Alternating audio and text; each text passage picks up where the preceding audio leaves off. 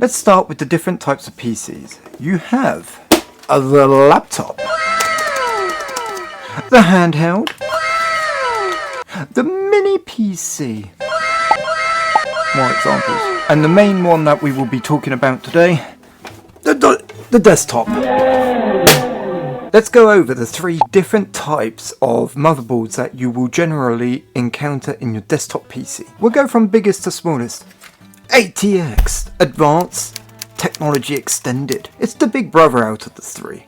With all its expansion, it's got multiple PCIe, SATA connectors for days, plenty of fan headers here, there, up here, one that's in use right now. The middle brother is MATX, Micro Advanced Technology Extended. The difference between this one and ATX is it's just a bit smaller. The bottom is cut off, so a bit less expansion, but it does mean you can fit it in a smaller case for a smaller build. And then you have the smallest brother out of the 3, Mini ITX.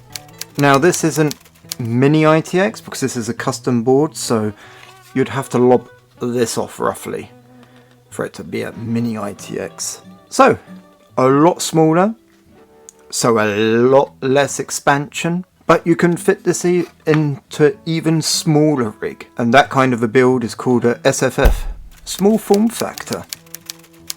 So the motherboard is like the heart of the PC. But let's talk about the brains. And by that, I mean the CPU. This is a CPU, Central Processing Unit, but not all CPUs are the same. There's different types of architectures, like ARM. Advanced RISC machines is mainly found in mobile or low powered devices, with exceptions coming. And x86, what you would generally find in your desktop machine. Under there, and that's what we'll be talking about today. But not all x86 processors are the same. It can get really complicated, and this is only a crash course to what is a PC. So let's move on. I would add one thing, that if you're looking to build your PC and you're not planning on having a graphics card, make sure that your processor has integrated graphics, or you won't get a picture, and you'll need to buy yourself a graphics card anyway. So just be careful of that. And with all that computing you can get in this little tiny square or rectangle, these things can get hot, really hot.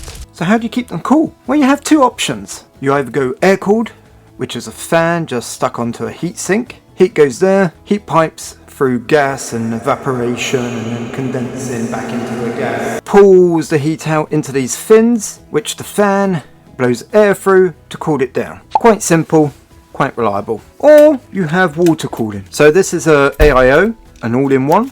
So it's pump, no res, because it's just vacuum filled. So radiator, same thing.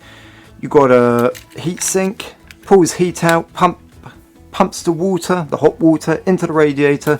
Fan blows air through these fins to cool it down. So this is an AIO, or you can have a custom loop, which is a lot prettier and but a lot more expensive. Moving on to RAM, random access memory.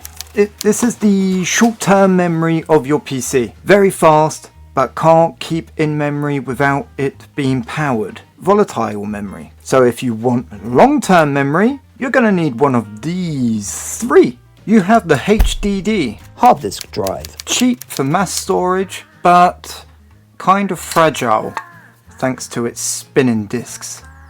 Don't ever open your one. You have the SSD, solid state drive, a lot faster than a HDD. Reliable. I don't know whether they would be as reliable as a HDD, but definitely robust, because it's practically a USB key, but kind of obsolete by now, because these things use a SATA connection which is limited to 6 gigabytes a second, and the price of these, well, the chips still have to cost something, and they kind of lose to the next one that we're going to be looking at, which is the NVMe. Yes, this.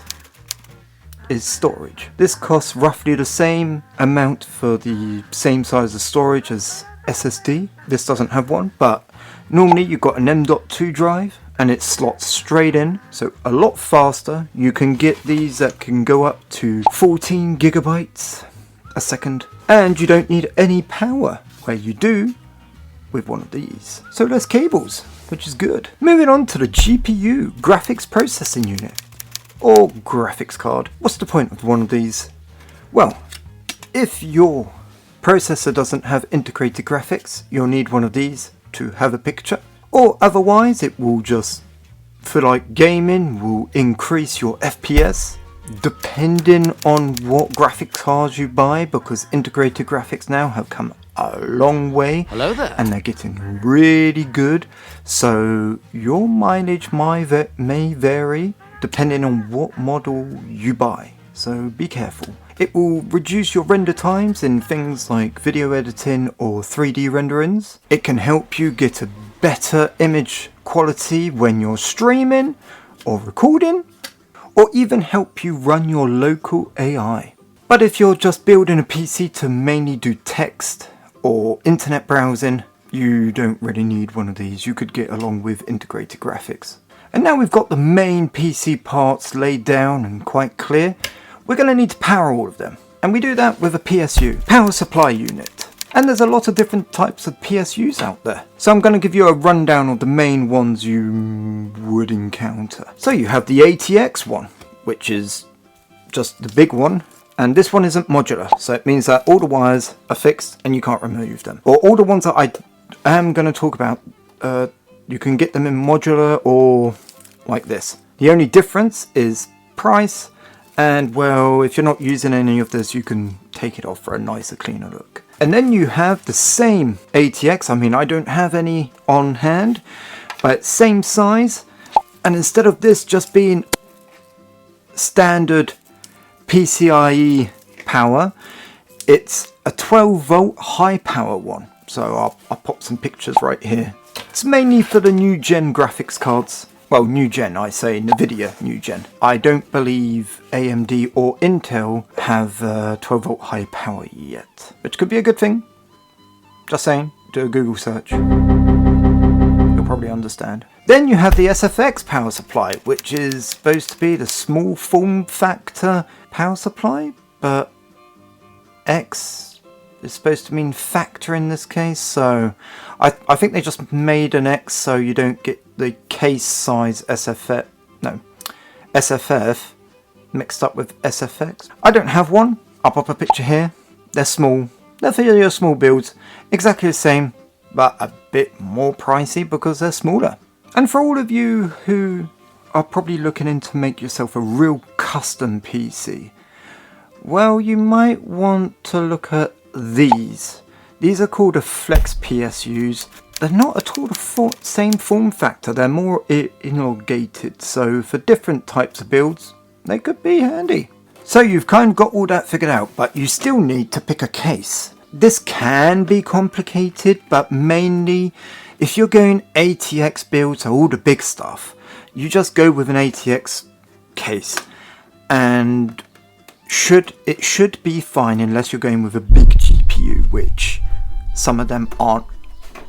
They're not long enough to fit them in, or deep enough. So yeah, keep that in mind. But then if you're using an old PC you've got lying around, you do have to be careful that this is a low profile case, so a classic GPU isn't going in there, no matter how much you spit on it.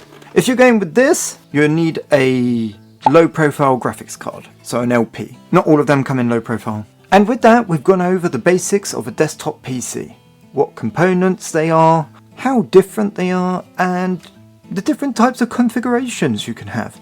There's endless amounts of possibilities for you to build your own PCs, and it doesn't really matter even if you don't have the money to buy new. Someone can always give you an old PC now, even if it's like 6 years old. It's gonna be quite relevant. For games, it's mainly going to be the graphics card that's going to be your big issue. But you can still take something like this, and this is about 10 years old. Get your graphics card and just push it in there, and there you go. You've got technically a gaming PC. So have fun. And if you like watching me play around with computer stuff, why not watch my I make a Rust server video? I have so many problems with computers. Thanks for watching, and I'll see you next time. The compressor just turned on, so we'll have to wait. Probably almost done.